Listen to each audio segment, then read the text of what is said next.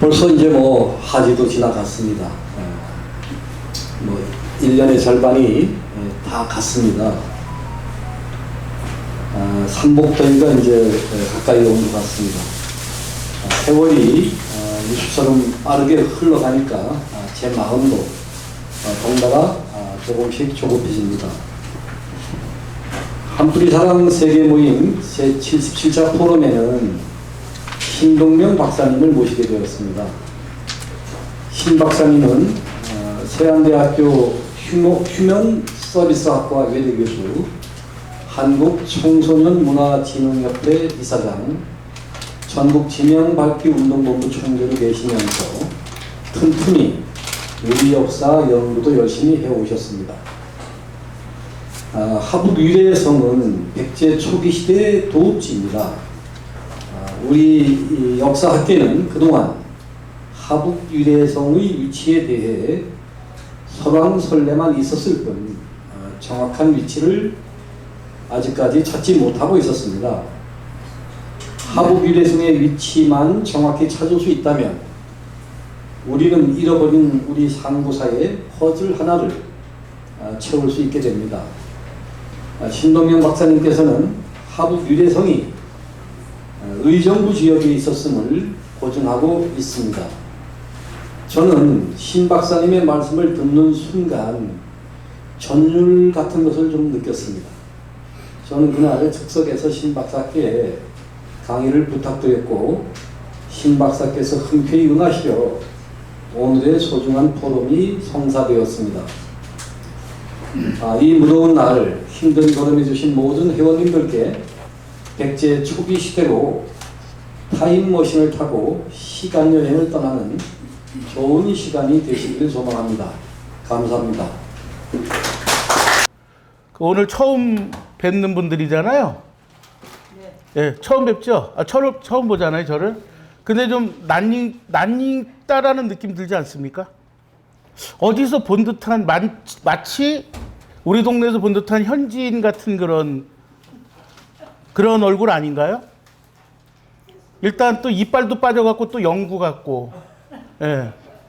제가 의치적으로 해줬는데 치과에서 너무 불편해서 저는 못하겠더라고요. 그래서 지금 그냥 영구처럼 하고 다닙니다. 오늘 영구한테 강의 들으시는 거예요.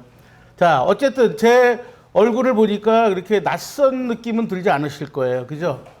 왜 그러냐? 바로 제 그림이 한 집 걸로 한 집에 걸려 있기 때문입니다. 다시 한번 말씀드려요. 이게 원래 이 시간에 빵 하고 터지시는 분이 있어야 되는데 약간 타임이 늦네요. 제 그림이 한 집 걸로 한 집에 있습니다. 그래서 예, 닮아입니다. 맞히시면 박수 쳐주세요. 예, 닮아입니다. 그런데 이 얼굴은 닮아뿐이 아니라 또 다른 얼굴이 있거든요. 여기 계신 분들은 다 알 수 있는 얼굴인데 그게 옛날에, 요즘에는 하도 정치인들이 웃겨가지고 자리를 잃었는데 정치인들이 웃기기 전에 개그맨들이 한참 웃겼었잖아요. 그때 아주 날아다니던 친구가 있습니다. 옥동자라고. 김영권. 김영권도 저한테 있나요? 예, 감사합니다. 살이 쪘다는 얘기인데.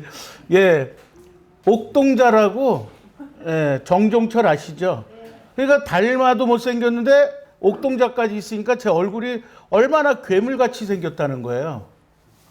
지금 그러니까 이 사진을 보면서 저도 가끔 아침에 면도할 때 되면은 진짜 깜짝깜짝 놀래. 제 얼굴 보면서 아주 이게 뭐야 막 이런. 예.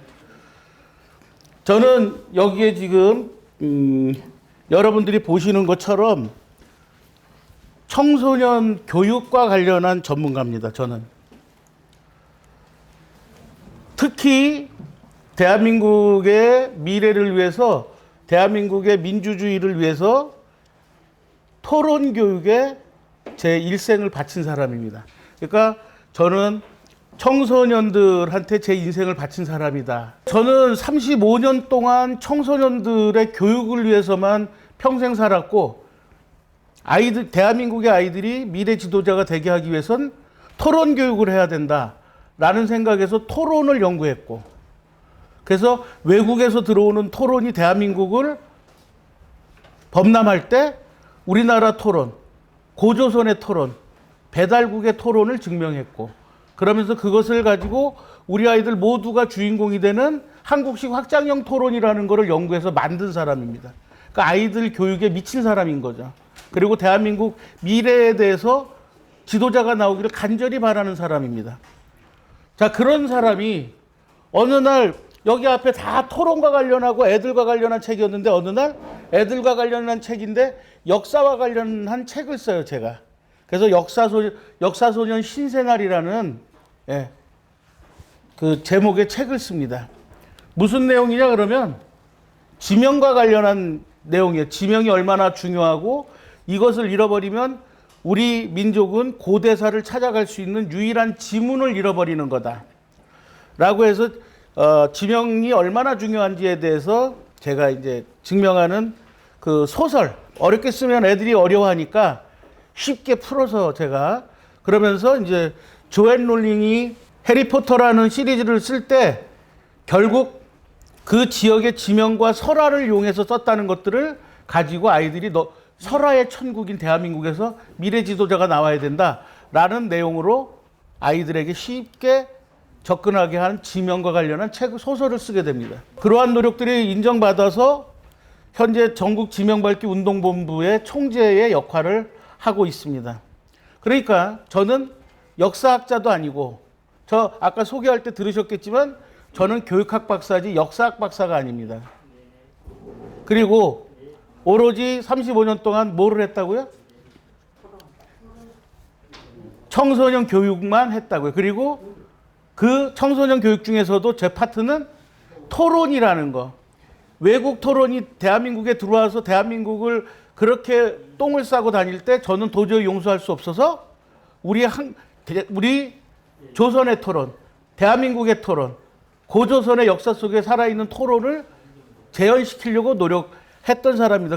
그러다 보니까 이제 지명까지 오게 됐고, 그러한 생각들이 이제 지명까지 자연스럽게 오게 됐고, 이런 책들을 쓰게 된 겁니다. 자, 제가 왜 이런 얘기를 하려고 하냐면, 저는 오늘 여기에 하북일의 성의 위치와 소선호 무덤과 관련한 얘기를 하기 위해서 이 자리에 섰는데, 거기까지 오는 제 내용을 조금은 설명해 드려야 될 것 같아서 바로 제 정체와 저의 개인적인 역사와 그 다음에 지명밝기에 대한 그동안의 작은 역사를 좀 얘기 드리려고 합니다.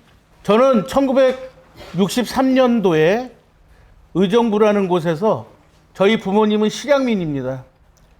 이북에서 내려오셨어요. 그리고 원주를 거쳐 제천을 거쳐 의정부에 들어오셔서 통일이 되면 바로 고향으로 가겠다라는 생각으로 의정부에 자리 잡게 되죠. 저는 그 실향민 집안의 큰아들로 태어납니다. 저희 아버지까지가 7대 독자였고, 제가 큰아들로 태어나면서 엄청난 혜택을 보는 흑수저 집안에 태어나서 금수저의 생활을 한 그런 삶을 시작합니다. 자, 의정부에서 통일이 될까. 그래서 저희 아버님 덕에 제 주변에는 실향민 가족들이 엄청나게 많았어요. 동네가 다 실향민이었어요. 의정부는. 저희가 사는 시내는. 자, 그런데 그래서 저는 어렸을 때 아침이면은, 여러분들은 어떤 아침을 맞이하셨는지 모르겠는데, 저는 아침이면 거리면서 탱크가 굴러가는 소리에 아침 잠을 깹니다. 저녁 때가 되면은요, 이게 지금 의정부 가능동에 있는 레드 크라우드라는 그 미군 부대인데, 여기서 저녁 11시가 되면 빰빰빰빰 이러면서 트럼펫 소리가 나요. 그럼 이제 그거 잠자란 소리거든요. 그럼 이제 이 시간에 맞춰서 잠을 잡니다. 그러니까 아침엔 탱크 소리, 미군 장갑차 소리, 탱크 소리에 깨고, 저녁 때는 취침 나팔 소리에 자는 거예요. 자, 이렇게 이러던 시간을 보냈는데, 그러다가 점점 크면서 제 자아가 자라면서 머리가 깨우쳐지면서 저한테 다른 이름이 있다는 걸 알게 됐어요. 그게 바로 족쇄가 돼서 평생을 저를 따라다니는데 정말 힘들었습니다. 지금도 지방의 경상도 쪽 내려가면은 아직도 전쟁 나면 의정부는 바로 총 쏘면 죽는 지역인 줄 알아요. 저희 멀리 있습니다. 총 쏘면 의정부까지 안 날라와요. 안전합니다. 오히려 멀리 있는 데가 위험하죠. 그렇죠? 요즘에 폭탄 거리가 있으니까. 의정부는 아주 안전해요, 오히려. 자, 세월이 흘러서 저는 어느새 중년이 됐고 40대, 50대를 지나면서 저는 나름 고민이 됐습니다. 어떤 거였냐면은 제가 평생 이렇게 짊어지고 내가 원하지 않았던 멍해를 계속 짊어졌는데 우리 아이들에게, 역시 저는 아이들을 가르치는 사람이어서 그랬는지 자연스럽게 우리 아이들에게 이러한 멍해를 계속 짊어지는 게 저는 죄스럽더라고요. 선배로서 미안하더라고요. 아버지로서 괴롭더라고요. 그래서 우리 아이들에게 이러한 이미지, 의정부의 이런 이미지를 극복할 수 있는 방법이 뭘까? 어떤 방법으로 그러한 것들을 이겨내게 할 것인가? 라는 돌파구를 찾으려고 노력을 했습니다. 그리고 제가 연구한 바는 이 대한민국을 짊어져 나갈 지도자는 애국심이 강한 아이입니다. 애국심이 강해야 됩니다. 그러면 애국심이 강해지려면 뭐가 바탕이 돼야 되죠? 애양심이죠. 그렇죠? 여기까지 다들 여기까지는 얘기합니다. 그러면 애양심을 키우려면 뭐를 해야 되는 겁니까? 어떤 방법이 있는 겁니까? 애양심을 키우려면. 여기서부터 막힙니다. 애양심을 키우려면 어떻게 해야 되죠? 그 지역에 자부심을 갖게 해야 돼요. 그렇죠? 내 지역에 자부심이 없는데 애양심이 생길 수가 없잖아요. 그죠? 그래서 자부심이 있는 아이들로 키워야겠다는 것까지 이론상 정리가 되고, 자, 그러면 내 지역에 자부심을 갖는다. 자부심을 가지면 어떻게 해야 됩니까? 더 근원적으로 질문을 들어가니까 해결책이 없더라고요. 뭡니까? 더 바깥 밑으로 내려가면. 더 근원적인 질문의 답은 뭡니까? 그건 내 지역을 잘 아는 거예요. 내 지역을 정확하게 잘 아는 거예요. 그래야 자부심이 생기고 이 자부심이 애양심이 되고 이 애양심이 애국심이 되는 거죠. 의정부 시민들을 모아서 얘기를 해봤습니다. 이제 의정부의 이러한 지금의 이러한 이미지를 좋아하느냐? 안 좋아합니다. 의정부 사람들, 의정부 그러면 뭐 생각나세요? 부대찌개 생각나시잖아요. 그죠?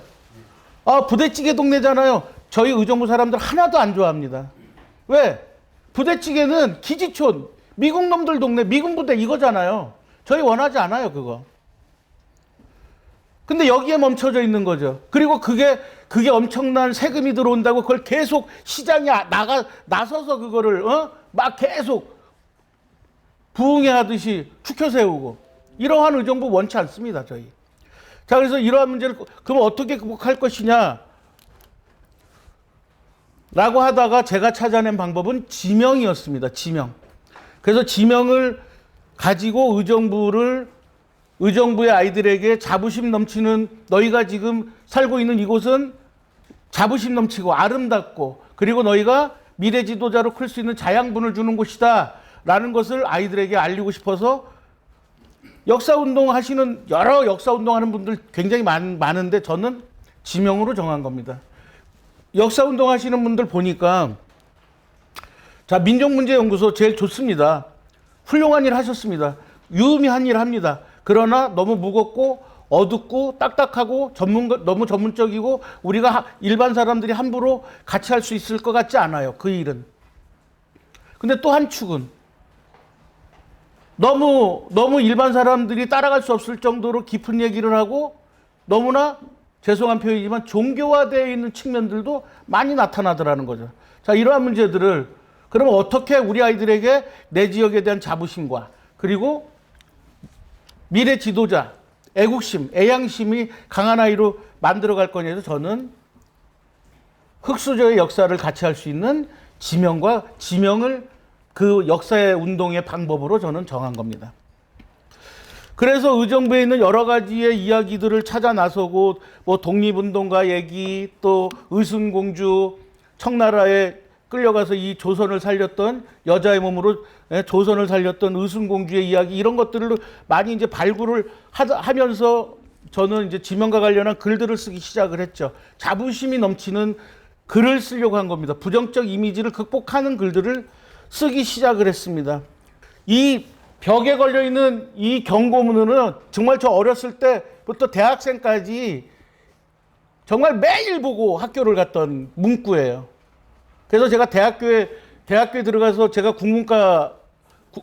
학부가 국문학인데 학교에다가 이걸 그대로 학지에다가 대학교가 거기다가 교지에다가 이거 발표했다가 우리 교수님들한테 빨갱이 새끼 나타났다고 아주 난리 난 적이 있었습니다. 아주 그냥 벽에 있는 거 그냥 갖다가 썼는데 워닝, keep out, 뭐 US government property 뭐 이런 걸 썼더니 발음은 제가 의정부라 생활 영어는 되는데 이렇게 전문 용어는 잘 안 돼요. 그 보니까 의정부가 참 재밌는 게 뭐냐면 미군정 시대만 걷어내면 엄청난 역사가 숨어 있다는 게 드러나더라고요. 이건 의정부뿐이 아니라 전국이 다 그렇습니다. 그래서 저희 지명밟기 운동본부의 모토가 뭐였냐면 대한민국 모든 곳이 1등 되는 나라. 이게 저희의 모토였습니다. 모토입니다. 지금도. 지명밟기 운동본부는. 최초이거나 최고인 걸 찾아야 의정부 이미지가 극복될 수 있다는 생각에서 계속 최고를 찾다가 보니까 점점 고대사로 발이 들어오는 거예요. 점점 수렁이 되더라고요, 여기가. 예. 그 들어와가지고 마침내 그 지명 하나씩 찾아내서 점점 쫓아오다 보니까 마침내 오늘 여기 한뿌리 사랑 세계 모임에 이런 훌륭하신 선배님들 앞에 제가 역사 이야기를 하게 됐습니다. 다시 한번 인사드립니다. 신동명 박사입니다. 반갑습니다. 자, 오늘 제가 강의할 주제는 제 77차 백제 하북 위례성의 위치와 소선호의 무덤을 찾아서입니다. 저는 모든 거를 지명으로 찾아내고 있습니다. 왜냐하면 지명은 아무리 바꾸려고 그러고 그래도요, 어딘가에 흔적이 계속 남아있게 돼 있어요. 제가 이 역사운동 아닌 역사운동 지명밟기를 하다가 보니까 정말 안 바뀌는 내용들이 어디에 있냐면 족보, 그리고 이 지명, 산, 제사, 충문, 이런 것들은 거의 바뀔 수가 없더라고요. 그러니까 무녀들 노래, 이런 것들은 거의 바뀔 수가 없는 상태더라고요. 거기에 우리 뭐가 있다? 고대사의 지문이 있다. 바로 그 지문을 가지고 제가 다빈치 코드를 찾아서 이미지를 부정적인 것에서 긍정적이고 바꾸려고 노력했던 그 결과물들이, 지명밟기를 통해서 결과물들이 오늘 여러분들 앞에 이야기하는 백제 하북 위례성의 위치와 소선호의 무덤입니다. 저는 이렇게 깊이 제가 이걸 연구할 거거나 내지는 이러한 거를 제가 여러분들 앞에 강의할 거라고는 한 번도 생각해 본 적이 없는 사람입니다. 그래서 아까 저기 계신 그 선배님께서 누구누구의 글과 비슷하다고 얘기하셨는데 죄송한 표현이지만 그래서 제가 말씀드렸습니다. 저는 다른 사람의 글을 읽지 않는다. 제가 지명으로 찾아낸 것만 그리고 삼국사기, 삼국유사 내용에 연결해서 어떻게 보면 저는 제가 고등학교 때까지 배운 역사에 가장 준해서 내용을 정리하고 있는 사람일 겁니다. 13년 동안 하남 위례성이 생기기 전에 13년 동안 잊어버린 역사가 있어요. 이 역사가 하북 위례성과 관련된 역사입니다. 삼국사기 온조왕 봉기에 보면 이렇게 1년부터 13년까지 정리가 되어 있습니다. 요 13년간의 역사가 의정부의 하북 위례성과 관련된 역사다. 1년 온조국을 세우면서 우리가 보통 알기에는 바로 백제를 시작했다. 그거 아니잖아요. 그죠? 그러면 백제 전에 뭐가 있었다? 십제가 있었죠. 십제 전에 온조국이 있었어요. 온조국이. 자, 그러면 온조국이 있고 비류국이 있는데 이 온조국이 이제 BC 기원전 18년에 계모년에 건국이 됩니다. 그리고 13년. 그러니까 기원전 6년에 소선호가 죽으면서 하남으로 넘어가게 되거든요. 그러면 14년부터는 의정부에 있는 하북위례성의 역사가 아니라 뭐의 역사? 하남 위례성의 역사가 되는 거예요. 저는 의정부 이거 찾은 것도 제가 찾은 것 같지가 않은 사람이에요. 뭔가 시켜서 여기까지 온 사람이지 제 스스로가 여기까지 온 거라고 생각이 들지 않습니다. 이렇게 연구할 생각이 전혀 없었거든요. 자, 그래서 BC 18년에 이 땅에 와서 온조국을 세우게 되고, 그러면서 제일 먼저 뭐를 세울까요? 건국을 했으니까 사당을 세우죠. 그렇죠? 그래서 동명왕 사당을 세우게 됩니다. 그리고 그 여러 가지 일들이 있는 과정에 뭐가 나오냐면 13년이 굉장히 중요한 거. 그러니까 BC 6년이 중요한 게 뭐냐면 이때 5호 입성 사건이 터지죠. 그죠? 너무 유명한 사건이잖아요. 5호 입성 사건. 그때 뭐 누가 죽어? 여왕제 소선호가 죽고, 그리고 2달 뒤에 계획을 하고 그 다음 달에 하남으로 내려갑니다. 그러니까 딱 13년 소선호가 죽고 딱 3개월 만에 하남으로 내려가는 거예요. 의정부하고 하남하고 저는 인정이 되는 게, 의정부에 13년 있으면서 하남으로 내려갔을 때 의정부의 그 터에 유물이 안 나옵니다. 왜? 천도를 했으니까. 물난리가 났거나 무엇이 문제가 됐었다면 거기에 많은 것들이 남지만, 천도를 계획하고 천도를 했는데 뭘 남깁니까? 지명에 명확하게 하남도 남아있고, 하남이라 그랬고, 그리고 지명의 그 근처를 보면 전부 지명이 남아 있습니다. 역시 의정부도 똑같이 지명이 그대로 남아 있기 때문에 그걸 가지고 제가 조사를 했고 찾아낸 것이다. 13년의 역사를 쭉 이렇게 간단하게 제가 정리를 했습니다. 삼각산의 인수봉이 부하학이라면 한강이 인수봉 북쪽에 있어야 되는데 남쪽에 있다는 거예요. 지금 여기에서 본다 그러면 저쪽 북쪽이죠. 네. 예, 저쪽 도봉동, 뭐 노원구 뭐 이쪽으로 보시면 됩니다. 그러니까 의정부, 양주, 동두천 이쪽이 다 북쪽이니까 거기에 이제 의정부 들어가는 초입에 이 북한산, 즉 삼각산이 있고 거기에 인수봉이 있는데 그게 옛날에 부하학이라 그랬다는 거죠. 그지만 이제 일단 이 부하학은 아이를 안고 있는 엄마의 모습이라는 것 때문에 이 삼각산의 인수봉을 얘기하는 거거든요. 자, 그러면 어찌됐든 위치를 보면 한강이 어디 있느냐 본다 그러면 지금 우리가 여기 서 있지만 한강은 저 밑에 있잖아요. 남쪽에. 그렇죠? 그러니까 이분이 얘기가 뭐냐면 북한산이 저쪽에 있는데 저 북한산이 만약에 부하학이라면 이 한강이 왜 남쪽에 있냐 이거야. 이 한강이 저 부하학 위쪽에 있어야지. 왜 그러냐면, 왜 이런 얘기를 이분이 하시냐면, 인수봉 북쪽에 보면 삼국사기에 북대한수라는 말이 나오거든요. 맨 처음에 위례성을 자리 잡을 때 북대한수, 북쪽의 한강이 북쪽으로 띠를 두르고 있다 이렇게 되어 있어요. 이 조건이어야 되는데 인수봉이 만약에 부하학이라면 남쪽에 있는 한강은 저거는 남쪽인데 어떻게 저거를 북대한수라 그럴 거냐, 남대한수라 그래야지 라고 반론을 제기하면서 이것은 초기 백제 위례는, 그러니까 하북 위례성은 서울 쪽에 있었던 게 아니라 직산에 있었다. 예, 이렇게 자기네가 천안 이쪽에 있었다라고 주장을 하는 겁니다. 예.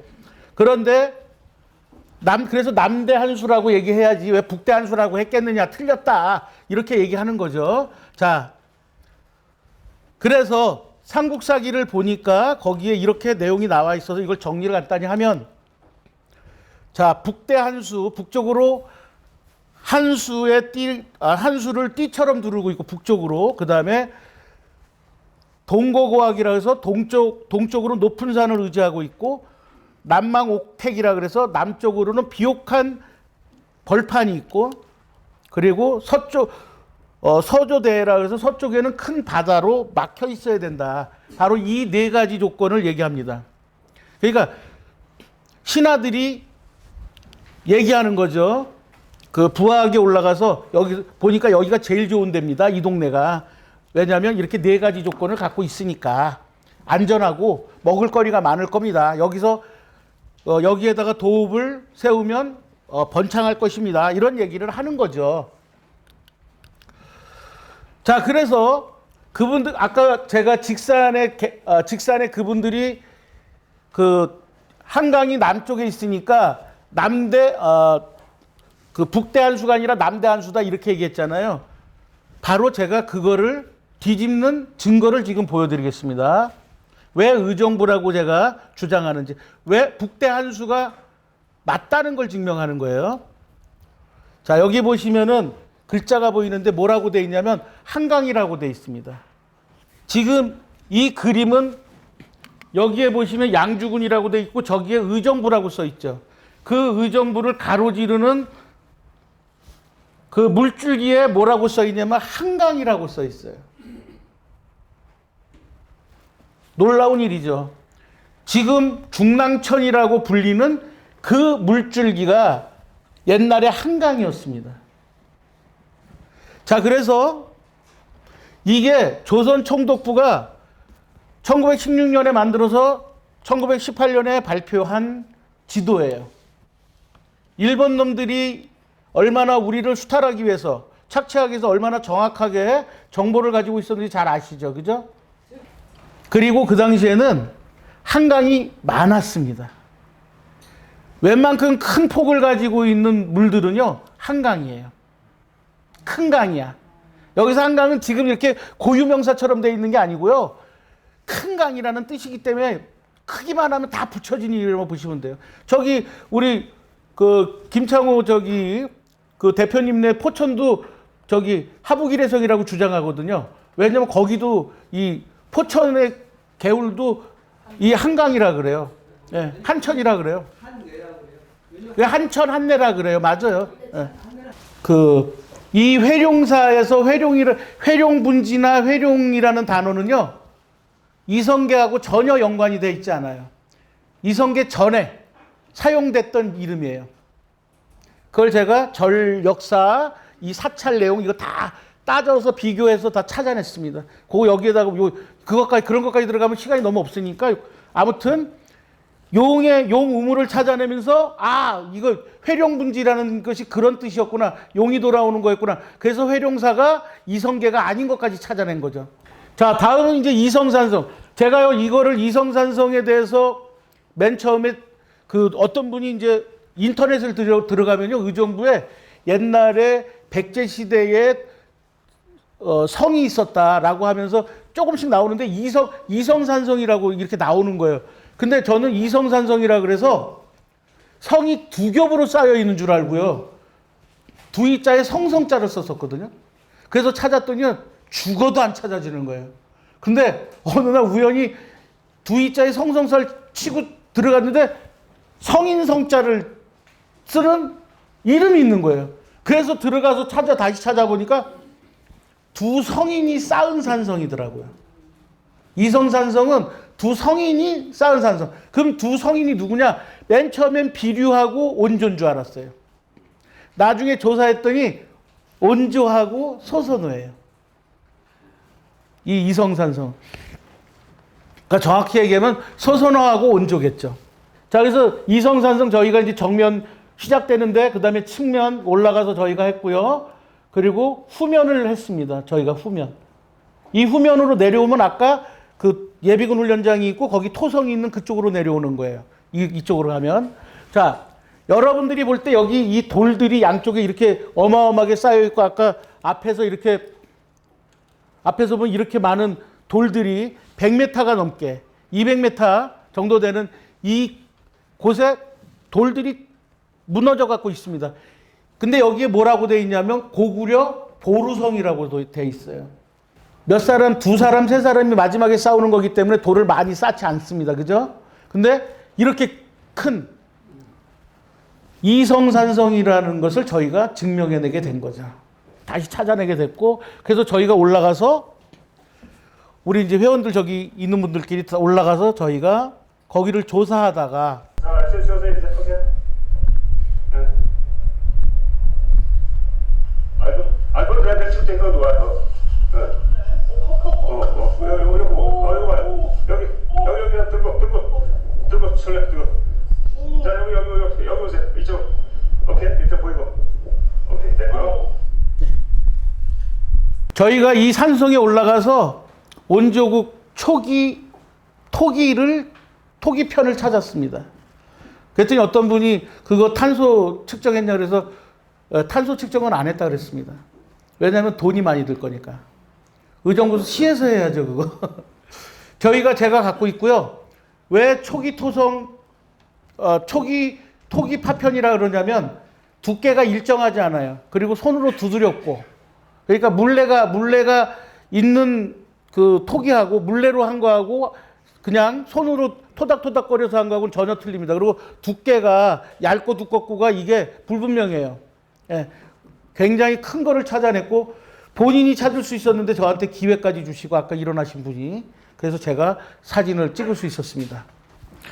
자, 그러면 아까 천당과 성혈이 있어야 된다 그랬죠. 이게 이제 마지막 축제인데 제가 이런 일을 할 수 있게 만들어 주신 분이 지금 돌아가셨는데 바로 이 책에다가 이성산성에 대한 이야기를 쓰신 분이 있어요. 안국승 선생님이라고. 이분이 여기에 이 내용에다가 어디에 천당과 성혈이 있다는 걸 다 증명을 해놨습니다. 이분이 역사학을 하신 분인데 근데 이분은 정확한 자리를 비정하지 못했어요. 오히려 그 이후에 이분은 의정부 토백이가 아니었기 때문에 명확하게 찾지 못하셨는데 이걸 근거로 제가 명확하게 지명을 통해서 찾아낸 거죠. 자, 그러면 아까 제일 먼저 오면은 뭘 한다 그랬어요? 사당을 졌다 그랬죠. 그렇죠? 나라를 세운 거에도 제일 먼저 해야 될 게 뭐야? 사당을 짓는다. 누구 사당 졌다 그랬어요? 동명왕 사당을 졌다. 제 이름이 뭐라고요? 신동명입니다. 제가 이 일을 하게 된 게 이 이름 때문이 아닌가 이런 생각을 하고 있어요. 여기 그 백제 본기 거기에 보면 원조왕이 1월 18년에 원년에 자기가 왕이 되면서 사당을 짓습니다. 동명왕 사당. 여기서 동명왕 사당은 우리가 알고 있는 고구려 동명왕이 아니라 부여의 고두막한이라는 제5대 왕이라 그러더라고요. 그렇죠? 이 회룡문화라는 이 책을 제가 또 어떻게 문화원에 있던 형 얘기를 통해서 이 책과 정보를 몇 가지 알았는데 아까 있었던 이성산성 하북일해성과 멀지 않은 곳에 제사를 지내는 동네가 있다는 거예요. 산제사를. 그래서 저희가 거길 그리고 그 내용을 여기다 실었더라고요. 그래서 거기에 이 책 때문에 정말 서서너 무덤까지 찾을 수 있었던 그 길라잡이가 된 게 이 책이에요. 그러니까 여기에 보면 동명왕 사당, 여기에 이제 사당이 있었고 거기서 제사를 지냈었다는 거예요. 자, 그래서 그거를 저희가 직접 그 동네 또 찾아가서 거기 사람들 만나가지고 다 조사를 해서 거기에 사당 터까지 찾아갑니다. 저희가.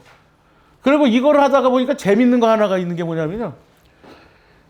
동명왕 사당에 고구려의 고주몽 동명왕이 아니고 고두막한이라는 단군조선 제47대이자 북부여 제5대 단군인 고두막한이라는 단군을 기리는 건데 자기네는 원조는 성이 해씨예요. 그죠? 예.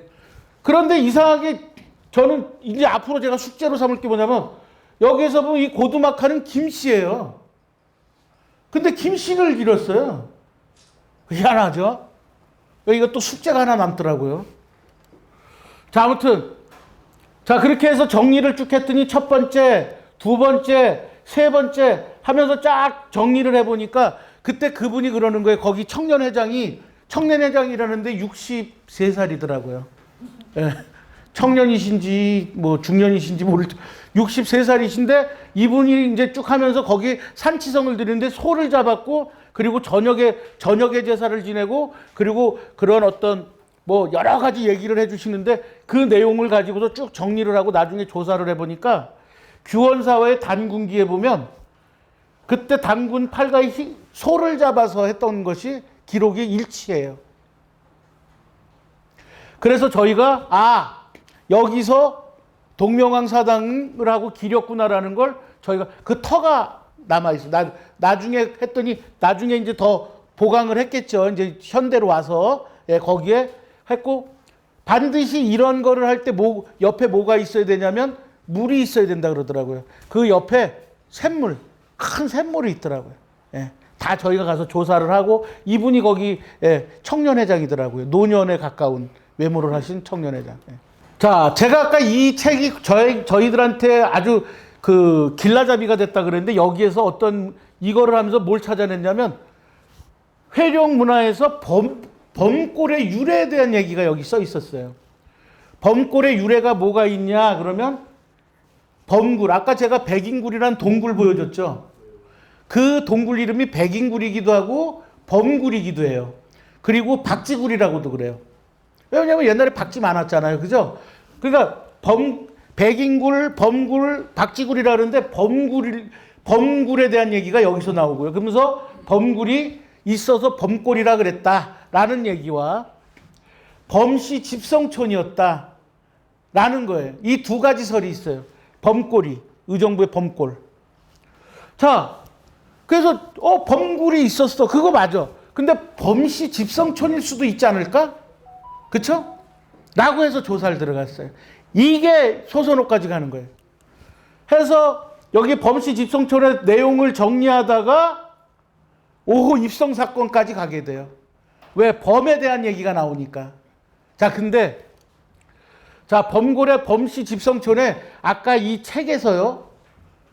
범씨가 여러 가지 무릎 범씨도 있고 이렇지 않습니까? 범씨가 그죠? 그런데 이 책에서 그 동네에 남아있지는 않지만 범씨 성이 어떤 범씨인지를 거기에 써 있어요. 그래서 그걸 찾아봤더니 풀리름 범씨더라고요. 풀리름 범씨. 풀리름 범씨가 그 동네 살았던 거죠. 집성촌이. 저희 어렸을 때도 그 동네는 범씨가 살았던 동네 이러고 저희 많이 컸거든요. 그건 저도 많이 들었던 얘기예요. 그래서 그게 궁금해서 찾아갔더니 무슨 범씨인가 찾았더니 풀리름 범씨야. 나주 범씨라기도 하고 요즘에는. 자, 그래서 다시 조사를 들어갔어요. 했더니 이 범씨가 엄청난 변천이 있었더라고요. 그래갖고 쫙 해가지고 사씨였다가 뭐 범씨였다가 뭐 많아요. 자, 이 책에 있더라고요. 다행히 찾아나갈 수 있게 이렇게 흔적들이 기가 막히게 연결이 됩니다. 저는 하면서 깜짝깜짝 놀래요. 없어지지 않았어요. 그 흔적들을 찾을 수 있더라고요. 이렇게 해서 범씨가 이 온조 그 소소노 어하라 땅에서 이 그 한강토로 올 때, 지금 우리나라로 올 때 그때 같이 묶여서 왔었겠구나, 그 동네였었겠구나 하는 걸 추적이 되면서 그러다가 여기에 범씨로 들어왔다면 누구였을까가 찾아졌어요. 그게 범창이라는 사람입니다. 범창이라는 사람을 찾아냈어요. 어디서 찾았냐면요. 전시 대종보의 책에 있어요. 나와요. 이걸 찾았어요. 정확하게 범씨예요. 이것 때문에 흔적이 돼서 여기까지 간 거예요. 전시 대종보에 그 족보죠. 전시 족보에 10제가 될 때 10명의 신하가 왔을 때 10명의 이름을 다 추적해서 찾을 수가 있었어요. 거기에 범창이 나오더라고요. 이 풀이름 범씨. 정말 아주 짜릿했습니다. 진짜 보물 찾는 것처럼. 자, 왜 찾아봤을까요? 의정부 선배니까. 그쵸? 예, 제 뿌리잖아요. 자, 그래서 그걸 이 양반을 찾다가 보니까 전시 대종보를 이용해서 10제 누가 왔을까가 정리가 됐어요. 그걸 정리했습니다. 여러분들 5호 입성 사건 했을 때 누가 살고 누가 죽었을지에 대해서 고민 안 해보셨잖아요. 근데 이걸 찾으니까 그게 고민이 되더라고요. 자, 온조국에 10제라고 했었을 때 10명의 신하가 누굴까 했더니 이렇게 10명이에요. 오간, 마려, 의릅, 해루, 흘간, 곽충, 한세기, 전섭, 조성, 범창. 이렇게 10명이에요. 그런데 여기서 사라진 집안이 4집안이 있어. 집성촌 이루는 4집안이 없어졌어요. 이 10명 중에 4집안이. 전시 대정보를 이용하고 기조 내용들을 다 정리해서 보니까 이렇게 6명은 남았는데, 온조와 6명은 남았는데요. 4명이 없어졌어. 오간, 흘간, 곽충, 범창. 범씨 집성촌이 이때 작살난 거죠. 여기에다가 누가 들어가냐면 소선호까지 들어가면 몇 명? 5명. 5호 입성 사건에 5명이 성립된 거예요. 5호 입성 사건 아시죠? 5명의 호랑이가 성에 들어왔다. 할머니가 호랑이가 돼서 성에 들어왔다. 그리고 5명의 호랑이가 되어서 성에 들어왔다. 그럼 이 사건으로 소선호가 죽습니다. 여기에 보시면 온주 13년 봄 2월에 경성에 늙은 할머니가 남자로 둔갑했고 5의 호랑이가 성 안으로 들어왔다. 왕의 어머니가 죽었다. 나이 61세다. 이게 삼국사기 백제 봉기편에 나와요. 자, 그러니까 5호 입성 사건 몇 명? 5명. 그 중에 4명 사라졌고 소선호, 호랑이, 그쵸? 자, 5명이 성에 들어와서 죽은 거예요. 사실 이것 때문에 신채호는 온조대왕을 뭐라 그러냐면 지 어머니 잡아먹은 놈이다. 이렇게까지 표현하세요. 5마리의 호랑이가 들어왔는데 6마리의 호랑이, 사실은 보면 7마리의 호랑이와 5마리의 호랑이가 싸운 거예요. 자, 5호 입성 사건으로 해서 소선호가 죽습니다. 자, 이렇게 해서 저는 하북일해성과 이성산성이 의정부라는 것을 비정했고, 이러면서 이제 5호 입성 사건이 이제 본격적으로 물망에 올라온 거죠. 그래서 그런 얘기를 정리를 다 해, 5호 입성 사건까지 정리를 해서 글을 쓰고 신문에 기고를 했습니다. 그랬는데, 그리고서 이제 저는 다 끝난 줄 알았어요, 제가. 아, 이제 홀가분하게 쉬자 이러고 있었는데 갑자기 저기 계시는 72살 되신 그 김수원 형님께서 갑자기 근처에 대모산성이라고 있는데 거길 놀러 가자는 거예요. 근데 이름도 참 특이하잖아요. 대모산성. 저는 대모, 큰엄마? 이거는 노고산과 유사한 의미를 갖고 있는 거죠. 노고산은 소선호가 정복을 한 동네에서 그 동네 사람들과 함께 하는 걸로 동물을 잡아서 산치성을 지낸 산들을 노고산이라 그러는데, 그 산처럼 대모산도 만만치 않은 이름을 갖고 있다. 이런 생각을 가진 거죠. 근데 올라갔는데 거기에서, 근데 이 대모산이 지금 양주에서 돈을 들여서 엄청나게 개발을 하고 있어요. 왜? 라당 전투에서 마지막 전투, 매초성 전투라고 있는데, 그 매초성 전투 터라고 양주에서는 이게 소문이 있거든요. 저희도 그렇게 어렸을 때 듣고 있었고요. 매초성 전투가 이 대모산성 중심으로 일어난 전쟁이다, 이렇게. 그래서 양주시에서는 이 대모산성을 지금 개발하면서 매초성 전투의 장소가 아닐까, 이것 때문에 계속 개발을 하고 있는데, 저희가 거기를 올라가 본 거죠. 아주 낮은 산이에요. 정상까지 올라갔는데 들어가는 시간은 15분? 예, 저 같은 배불뚝이도 20분 정도면 올라갑니다. 예, 그래서 올라갔는데 마침 저희가 가을에 올라갔거든요. 가을에 올라갔는데 거기에서 정상에서 이상한 무덤을 하나 발견해요. 자, 여기 풀에 이렇게 덮여 있는 무덤이 하나 얼핏 보이시죠? 예, 가까이 갔더니 이런 모양이었습니다. 저 안에 글자가 써 있어요. 뭐라고 써 있냐면 묘자라고 써 있어요. 자, 이거를 보고요, 저희는 이게 뭐지? 전부 돌덩이로 돼 있는 거예요. 전체가 돌로 돼 있어요. 이 무덤이 크지 않은데 돌덩어리로 돼 있고, 이게 다 돌이야. 그리고 뒤에 이 어깨띠라 그래야 돼? 뭐 이런 것들도 다 돌이에요. 이게 뭐지? 이렇게 특이한 이러한 무덤이 있나? 이렇게 됐던 거죠. 자, 근데 여기 묘라는 글자가 되게 선명해요. 아, 그래서 이거 요즘 건가? 조선시대 건가? 막 이랬죠. 왜? 묘라는 글자가 너무 선명하게 써 있으니까. 근데 다시 조사를 들어갔더니 서선호 때도 이 묘자를 썼어요. 이 글자를. 자, 이것 때문에 헷갈렸는데 그때 이미 쓰였다는 걸 알면서 점점 이거 서선호 무덤이 아닐까라는 느낌들이 자꾸 오는 거죠.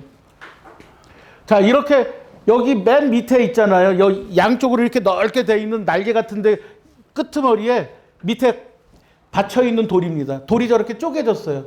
저렇게 단단한 돌이 저렇게 쪼개지려면 몇천 년이 가야 된다는 거예요.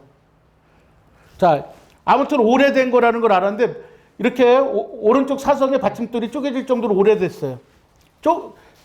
자, 그런데 또 웃긴 건 시멘트가 발라져 있는 거예요. 아, 이거 뭐야? 시멘트가 발라져 있으니까 또 헷갈리네. 근데 나중에 또 조사하면서 이것 때문에 더 우리는 믿음이 갔어요. 왜? 시멘트가 우리나라에 들어온 거 일본 놈들 때문이거든요. 일본 놈들이 있잖아요. 다보탑, 석가탑도 다 시멘트로 발라놨었어요. 그거 보존한다고. 걔네가 조사를 엄청나게 하면서 다 그 보존하려고 시멘트로 해놓은 거예요. 걔네 그때는 가장 그게 튼튼했기 때문에. 그러니까 시멘트가 발라진 그때 딱 보니까 일본 놈들이 바른 건데 맨 처음에 그래서 헷갈렸다가 일본 놈들이 이걸 보존을 할 정도로 중요했던 거구나 라고 뒤집어서 생각할 수 있었죠. 그리고 이렇게 시멘트가 발라져 있는 거예요. 엄청 오래된 시멘트예요. 초기 시멘트. 그래서 헷갈렸다가 나중에 이런 것들이 더 확신이 쓰기 시작했습니다. 자, 그래서 저희가 다시 여기에 이제 추석이 지나고 도저히 이게 잠이 안 와요. 이 무덤 때문에 생각나가지고. 그래서 저희가 우리 회원들 데리고 가서 좀 시원하게 벌초 좀 해드렸습니다. 그래서 뚜렷하게 좀 보이시죠? 예.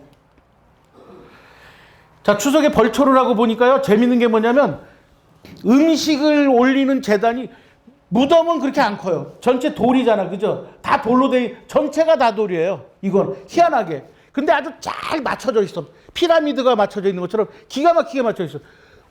최근 것 같아요. 실력 진짜 요즘 게 아닌가 싶을 정도로. 그럼 얼기설기가 기가 막히게 짜 맞춰져 있는데 웃긴 거는 무덤은 그렇게 크지 않은데요.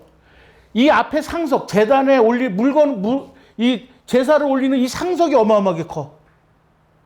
여기서부터 여기까지예요. 전체 다 해요. 그러니까 많은 사람이 동시에 제사를 올렸다는 얘기가 되는 거죠.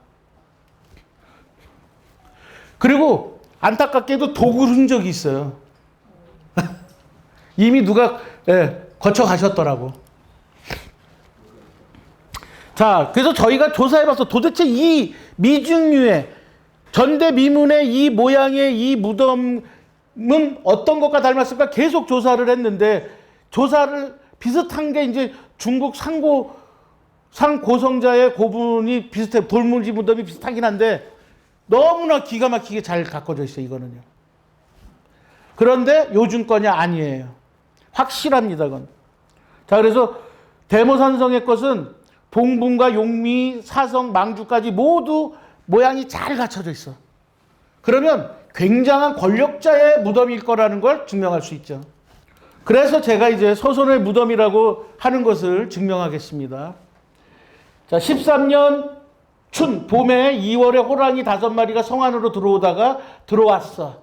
그리고 그날 왕의 엄마가 죽습니다. 그리고 이때가 2월인데 5월 달에 2월에 죽었는데 5월 달에 하남으로 천도할 계획을 잡아. 얼마나 이게 지금 그러니까 굉장한 정치적 사건이라는 거잖아요. 그렇죠? 오죽하면은 그 단재 신채호 선생이 자기 엄마 잡아먹은 놈이라 그랬겠어요. 이 사건이. 자, 엄마가 죽었어. 그러니까 전설에는 어떻게 돼 있냐면 서선호가 자기 아들이 온조가 그 서해바다, 동해바다 이런 걸 왔다 갔다 하는 걸 잘 몰랐어. 그래서 와서 성에 왔는데 아들이 없는 걸 보고 이놈들 부하들이 우리 아들을 죽였구나 라고 해서 화를 내면서 자기 측근들을 대리권 측근들을 데리고 했다가 신하들한테 죽었다 이렇게 되어 있어요. 전설은. 근데 제가 볼 때는 전체적인 걸 봤을 때 그랬을 수도 있지만 이렇게 급하게 내려가는 건 비류가 인천에 있었다고 친다면 어떤 이유로라도 비류가 응징하러 오려고 했을 거예요. 그죠? 만약에 이게 공개됐다면. 그쵸? 이 두 달밖에 시간이 없었어요. 그래서 그래서 3달밖에 시간이 없어요. 그래서 바로 7월에 천도를 합니다. 하남으로 내려가요. 한강 밑으로 내려간다 이런 얘기. 지금 한강 밑으로. 그러면 여러분들 생각해 보세요. 정치적인 죽음이 있어. 엄마가 정치적인 어떤 사건 때문에 죽었어. 그래서 남한테 알릴 수 없어. 알리기가 위험해. 그런데 여황제였어. 자기 엄마야. 많은 사람들한테 믿음을 주고 권력자였어. 그러면 급하게 내려갈 때 그래도 최소한 뭐는 해놓겠죠. 무덤은 해놓고 갈 거 아니에요. 그죠? 그러나 화려하게 꾸미고 굉장히 홍보하고 뭘 갖추고 할 수 있었던 시간이 될까요? 안 될까요? 안 된다는 얘기죠. 그죠? 자, 그리고는 웃기게 하남으로 내려가서 4년 뒤에는 소선호의 사당을 짓습니다. 시조모의 사당이라고 해서 백제에서는 굉장히 중요해요. 동명왕 사당, 이 소선호 사당이 엄청나게 중요해. 자, 생각해 봅시다. 여기서. 자, 이렇게 했는데 여기서 보시면 죽었고 사당은 생겼는데 무덤이라는 얘기가 없어요. 그쵸? 자, 그러니까 죽었다는 기록을 있는데 무덤에 대한 기록이 없어요. 그런데 웃긴 건 대모산성에 아무 기록도 없는 무덤이 있어. 뭐가 연결되지 않으세요? 그쵸? 여기에는 죽었는데 기록이 없어. 대모산성에는 기록이 없는 무덤이 있어. 제가 좀 이렇게 탐구력과 조사력이 좀 뛰어난 사람이어서 엄청 찾아 파고들고 직접 찾아가고 듣고 이러는 사람인데 이 무덤의 흔적을 찾을 수 없어요. 어디도 단 한 자도 이 무덤과 관련된 걸 찾을 수가 없어요. 자, 그리고 산성인데요. 산성에 무덤이 있을 수 있는 확률은 몇 프로입니까? 산성 내에 무덤이 쓰일 수 있는 확률은 0%죠. 0%. 그렇죠? 그런데 완전히 돌로 되어 있는 무덤이 있어요. 예? 고구려 백제 시대에만 보이는 돌무지 무덤이 있다 이런 얘기예요.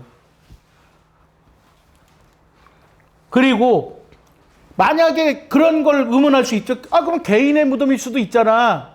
그러면 개인의 무덤이면 개인의 땅이 할애가 됐을 테니까 무덤이 하나가 아니라 그 집안의 무덤들이 여러 개가 나와야죠. 그런데 하나만 딱 있어요. 정상에. 자, 그런데다가 아까 시멘트 얘기를 했죠. 일본 놈들이 조사를 하고 있잖아요. 시멘트를 발라놓고 무슨 일을 하냐면 그 동네에 고능리라는 마을 이름이 생겨. 그 전까지는 고능리라는 이름이 없었거든요. 일본 놈들이 이 조사 끝나고서 고능리라는 지명이 만들어져. 이 동네에 옛날 능이 있었다라는 걸 일본 놈들이 지명으로 여기다 정리를 해놔. 이 동네는 온통 능과 관련된 지명이에요, 다. 자, 그런데 무덤이 너무 작아. 생각해 보세요. 2월에 사망하고 5월에 내려가려고 하고 그 다음에 7월에 내려갔어.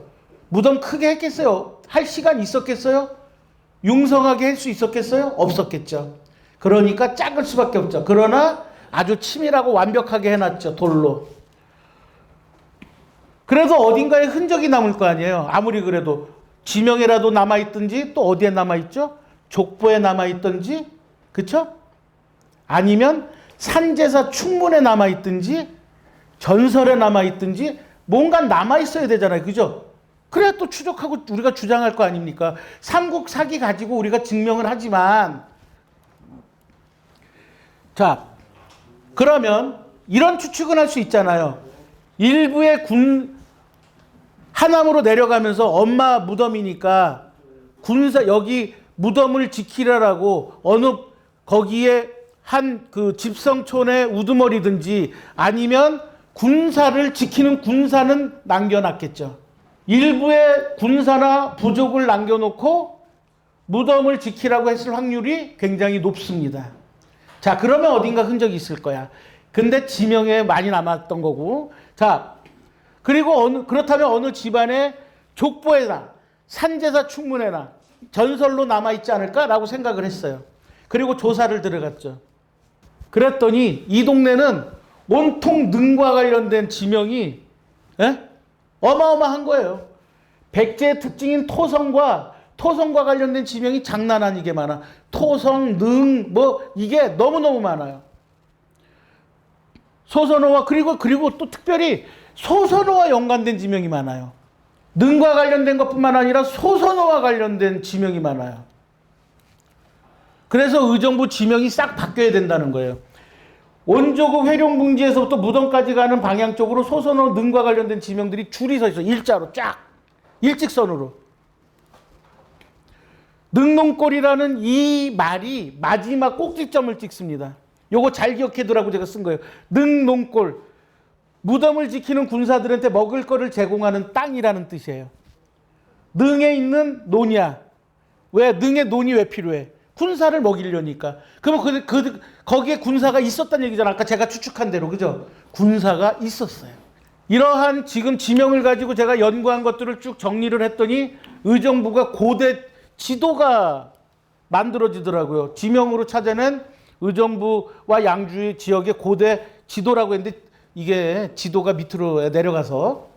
자, 먼저 이거를 이해하려면 소선호가 의정부를 들어온 정복 루트를 알아야 돼요.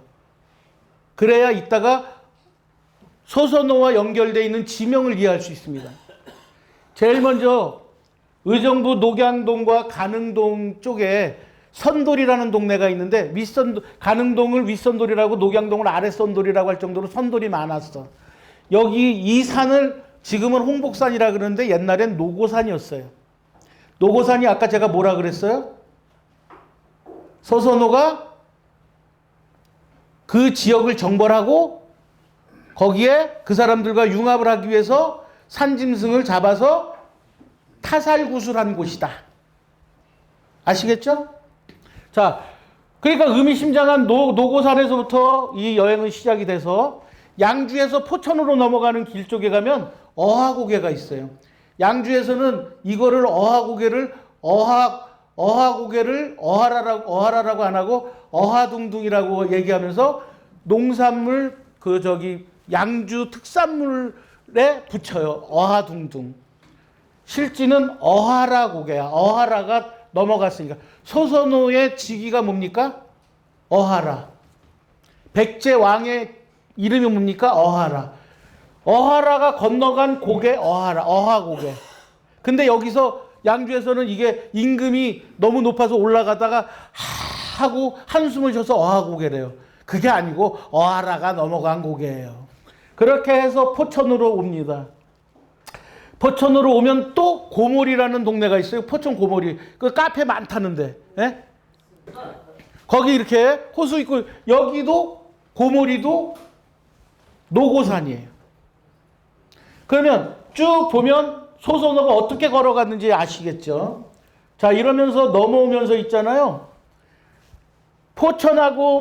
포천에서 의정부로 넘어오는데 남양주하고 의정부에 비루개라는 데가 있어요. 비루개. 이거 인천에도 있거든요. 비루개가.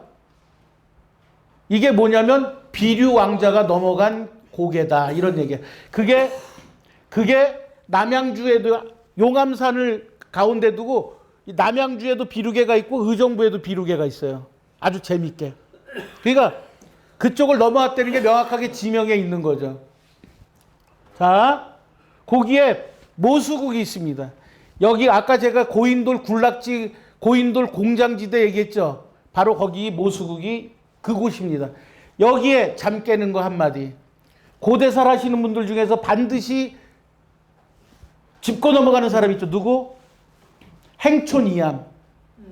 행촌 이암과 보계거사 범장과 청평거사가 이명이 만나 소전도인에게 환단의 진설을 받은 곳이 바로 이 모수국 자리예요. 여기에 제가 그 소전도인이 동굴에서 환단의 진설을 가져왔다는 동굴을 제가 찾아냈습니다.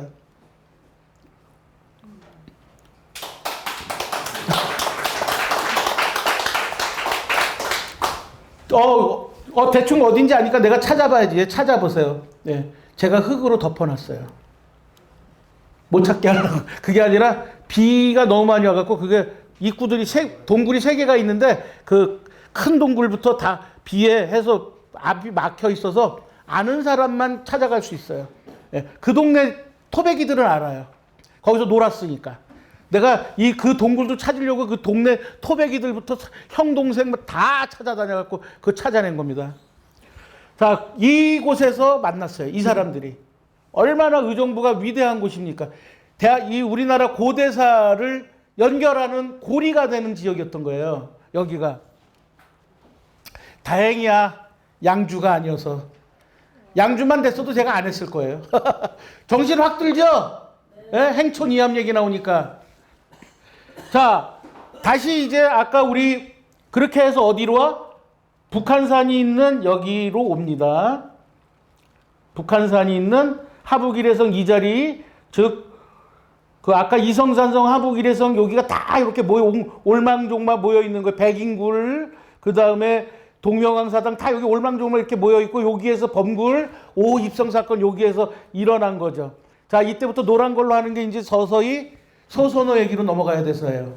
자, 노란 것도 이제 소선호가 돌아가셨어요. 자, 그러면 소선호가 아까 저 위에 대모산이 있는데 저 위에다 쓰는데 거기에 올라가는 데 있잖아요.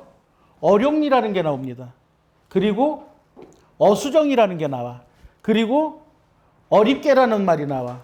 그리고 어능리라는 말이 나와. 이게 소선호와 연결되어 있는 단어예요. 왜? 어하라에 어자가 들어가기 시작하거든요. 그쵸? 이럴 때 소름 끼치는 거죠. 한 줄로 쫙 어하라와 연결된 지명이 나옵니다. 어룡리, 어하라 소선호가 소선호의 개울이 있는 마을이에요. 자, 그 옆에가 어립계인데 여기는 군대를 훈련한 거야. 그래서 어하라 소선호 군대가 훈련받은 곳. 어수정은 소선호 어하라 군대가 물을 먹는 우물. 그 옆에 어능리, 이게 죽이는 거예요. 뭐냐? 어하라 소선호의 능으로 가는 길이라는 거예요. 자, 소선호의 능을 지키는 군대 먹거리를 제공하는, 아까 능농골 내가 얘기했죠? 군사가 있었다니까요. 능농골이 나옵니다. 일직선이에요. 그 위에 어둔리가 있어. 어하라의 군대가 있던 곳. 기가 막히지 않아요? 이 정도로 지명이 명확하게 증명하면 더 이상 어떻게 할 겁니까? 그 바로 위가 아까 소선호의 무덤이 있는 대모산이에요. 그 옆에가 방성리, 성을 지키는 마을. 뭐가 있길래 성을 지키겠어요? 그죠? 자, 그리고 일제가 1895년에 군사지도에 고능리라는 이름을 만듭니다. 능 바로 앞에 동네예요, 이게. 그 다음에 그 가업리에서 있잖아요. 제가 찾다가 이제 마지막에 뭘 찾았냐면 족보는 없더라고요. 족보를 못 찾았어요. 족보 안에는 그런 얘기가 없더라고요. 그리고 개발 중심이어서 양주도 다 아파트 세우고 해서 다 어르신들 다 사라지고 싹 없어졌는데 다행히 저한테 양주 산간 제사 이런 거 하는 그 산간 그 충문 이런 것만 모아놓은 그런 두꺼운 책이 산간 신앙과 관련된 책이 한 권 두꺼운 게 선물을 받았어요. 저기 뒤에 계신 형님한테. 그래서 거기서 다 뒤지다가 혹시 충문에 있지 않을까 하고 조사를 했는데 이 가업리에서 이 토성, 소선호에 묻어 있는 토성과 관련된 충문을 발견해요. 야, 이런 거, 이건 진짜, 이거 보는 순간요, 전율이, 예, 박수 안 치는 거예요. 아, 진짜. 아니, 이런 것까지 찾아 얼마나 노력이 가상합니까? 누가 돈 주는 것도 아니고, 예? 독립운동 하는 거잖아요. 그래가지고 이걸 착 해가지고서 이걸 했는데, 저는 한문 전문가가, 저는 역사 전문가도 아니고 한문 전문가가 아니기 때문에 저는 번역을 못 합니다. 근데 번역을 도와준 사람들이 2명이 있어요. 근데 2명 다한테 욕을 먹었어요. 이렇게 어려운 한문을 어디다가 이렇게 숙제를 주냐고. 예. 그 중에 한 분이 저기 뒤에 계시는 이문상 박사님입니다. 예. 한문 천재이기 때문에 번역을 해라 그랬더니 화를 막 내더라고요. 평소에 저한테 화 안 내거든요. 화 막 내더라고요. 아니 형 이렇게 어려운 걸 어디서 찾아가지고 이런 걸 논문 써야 되는데 이런 걸 가지고. 그리고 또 한 분이 여기에다가 이제 이렇게 어줍지 않게 내용을 정리해 놓은 건 그나마 그 동네에 이 충문을 쓰시는 분이 계셔서 그분한테 번역 좀 해달라고 해서 간신히 이 정도 번역한 거예요. 이것도 온당하지 않습니까? 더 다시 번역해야 돼요. 이거는. 그렇지만 여기 보시면 토성산신께 가로대 마을 바로 대모산 밑에 있는 마을이거든요. 여기가 토성이었다는 걸 증명하는 그런 산제사를, 그것도 용과 연결이 되어 있는, 용을 품고 어쩌고 이걸 제가 찾아내면서 아, 여기가 소선호의 무덤이었구나 라는 것을 확신을 가지고 글을 쓰게 되고 오늘 그 글이 여러분들에게 이렇게 발표하는 내용으로 정리됐습니다. 네.